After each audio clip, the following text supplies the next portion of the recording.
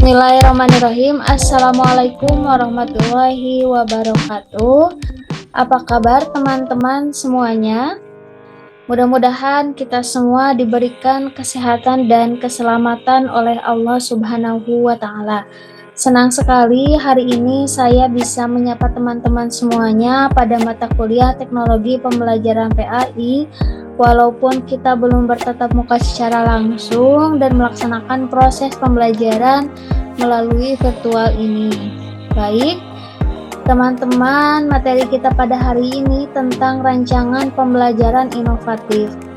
Materi ini merupakan materi yang penting untuk teman-teman semuanya selaku calon guru pendidikan agama Islam, di mana seorang guru dituntut untuk menciptakan proses pembelajaran yang berinovasi, kreatif, sehingga dapat mengikuti perkembangan zaman dan siswa menjadi lebih aktif, lebih bersemangat dalam proses pembelajaran sehingga tujuan pembelajaran pun dapat dicapai. Baik, untuk submateri kita pada hari ini ada 3 poin. Yang pertama, pengertian rancangan pembelajaran inovatif. Yang kedua, karakteristik rancangan pembelajaran inovatif. Yang ketiga, penyusunan rancangan pembelajaran inovatif. Nah, untuk materi pertama kita pada hari ini adalah tentang pengertian rancangan pembelajaran inovatif. Rancangan pembelajaran di sini menurut Smith dan Ragan, rancangan pembelajaran adalah proses sistematis dalam mengartikan prinsip belajar dan pembelajaran ke dalam pedoman untuk bahan dan aktivitas pembelajaran. Jadi, menurut Smith dan Ragan ini, bahwa rancangan pembelajaran itu pedoman yang kita gunakan untuk proses pembelajaran. Sedangkan rancangan pembelajaran inovatif adalah aktivitas persiapan pelaksanaan pembelajaran yang menerapkan unsur pembelajaran terbaru di abad 21 dan terintegrasi dalam komponen maupun tahapan pembelajaran yang akan dilaksanakan untuk tujuan yang telah ditetapkan. Di sini digarisbawahi ada persiapan pelaksanaan, kemudian digarisbawahi juga abad 21 dan mencapai tujuan yang telah ditetapkan.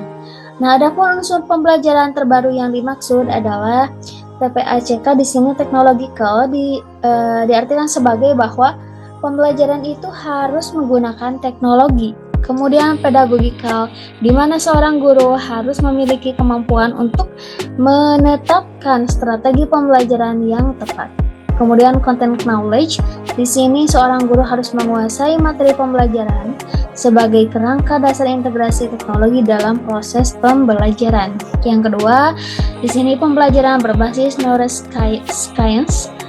Sains di sini adalah pembelajaran yang dimana dikaitkan dengan kemampuan otak sesuai dengan tahap perkembangannya sehingga siswa dapat belajar lebih aktif.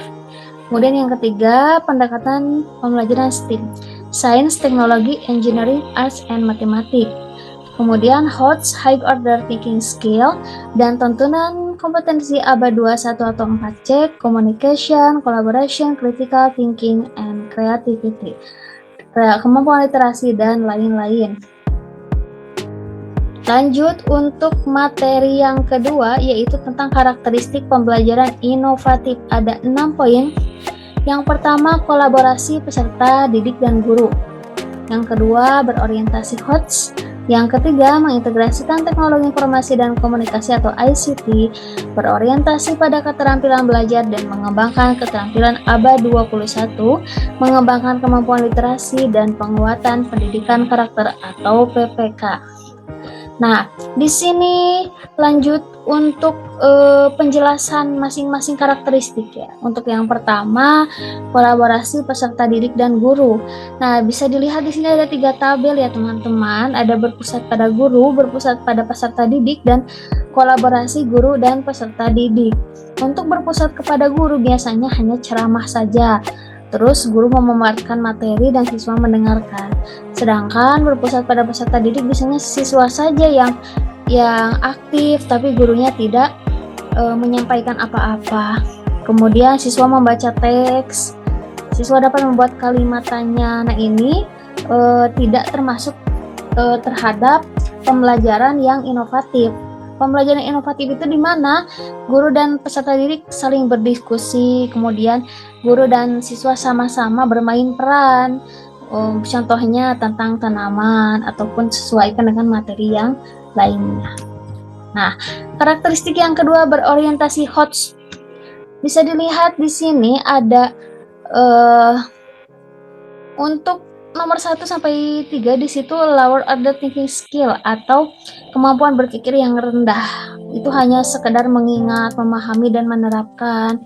Tapi kalau high order thinking skill atau HOTS itu menganalisis, mengevaluasi dan mengkreasi C4 sampai C6 di mana kata kerjanya bisa dilihat di sini seperti membandingkan, memeriksa, mengkritisi, menguji, menilai, memutuskan, membuat, dan lain sebagainya. Nah, teman-teman bisa menggunakan kata kerja ini.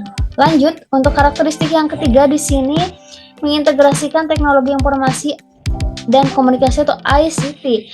Ada 2 tabel sebagai perbandingan. Kalau tidak membutuhkan ICT itu di mana siswa hanya membaca buku teks saja, kemudian bertanya jawab dengan guru. Di situ tidak ada media pembelajaran. Nah, kalau misalkan kita menggunakan ICT, ada media pembelajaran yang digunakan, yaitu video tentang tumbuhan ataupun PowerPoint. Seperti itu.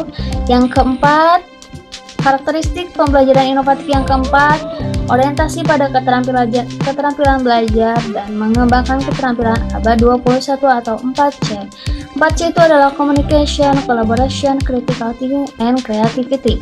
Nah, di sini bisa dilihat siswa menyimak penjelasan guru melalui media pembelajaran tayangan PowerPoint tentang kata tanya. Jadi ada mengamati di sana. Kemudian siswa bersama-sama dengan guru membuat kalimat tanya yang tepat berdasarkan teks dari media PowerPoint. Nah, ini merupakan contoh dari communication, collaboration, dan kritik. Seperti itu. Lanjut, mengembangkan kemampuan literasi. Nah, di sini contohnya adalah siswa menyimak penjelasan guru melalui media pembelajaran tayangan PowerPoint. Siswa bersama guru membuat kalimat tanya. Di sini ada kegiatan literasi, yaitu menyimak. Seperti itu. Untuk contoh yang pertama bisa dilihat di sini, literasi membaca dan digital. Tayangan itu adalah literasi digital. Sedangkan untuk contoh yang kedua adalah literasi membaca atau secara langsung, ya, seperti itu. Literasi membaca dan digital. Lanjut, karakteristik yang selanjutnya yaitu penguatan pendidikan karakter, di mana harus ada nilai-nilai karakter di dalam proses pembelajaran. Bisa dilihat di sini contohnya dalam kegiatan ada doa, kemudian memeriksa kerapihan, ada kedisiplinan, menyanyikan lagu Indonesia Raya. Untuk berdoa itu adalah nilai religius. Kemudian kedisiplinan merupakan nilai kemandirian, kerapihan diri, terus menyanyikan lagu Indonesia Raya merupakan nilai-nilai nasionalisme. Jadi pembelajaran bukan hanya sekedar menyampaikan materi saja, tapi harus disisipkan nilai-nilai, baik itu nilai-nilai religius, nasionalisme, ataupun nilai-nilai yang lainnya. Nah, materi yang terakhir, bagaimana cara kita menyusun rancangan pembelajaran inovatif? Tentunya harus disesuaikan dengan RPP abad ke-21. Ada 4 poin. Di sini kita harus memperhatikan unsur-unsur pembelajaran inovatif. Apa saja unsur pembelajaran inovatif? Tadi sudah dibahas di slide pertama, seperti 4C yang communication, collaboration, critical, kemudian creativity. Kemudian pembelajaran yang dikaitkan dengan perkembangan otak sesuai tahapan perkembangannya sehingga siswa menjadi lebih aktif, seperti itu, atau dikaitkan juga dengan literasi digital. Nah, kemudian yang kedua harus memahami isi dan susunan RPP. Jelas ya, ini teman-teman harus tahu misalkan urutan dari RPP itu sendiri. Yang ketiga, mengikuti modul kurikulum 2013 sesuai dengan yang telah ditetapkan oleh Kemendikbud. Yang keempat, boleh menyusun dalam kolom ataupun tidak. Ini sebenarnya lebih ke fleksibel gitu ya, teman-teman. Baik, teman-teman, itu materi yang dapat saya sampaikan pada hari ini tentang rancangan pembelajaran inovatif. Mudah-mudahan teman-teman bisa menerapkannya dalam proses pembelajaran di kelas, khususnya pada mata kuliah pendidikan, maksudnya pada mata pelajaran pendidikan agama Islam, baik itu tingkat SD ataupun sampai tingkat SMA. Terima kasih atas perhatiannya.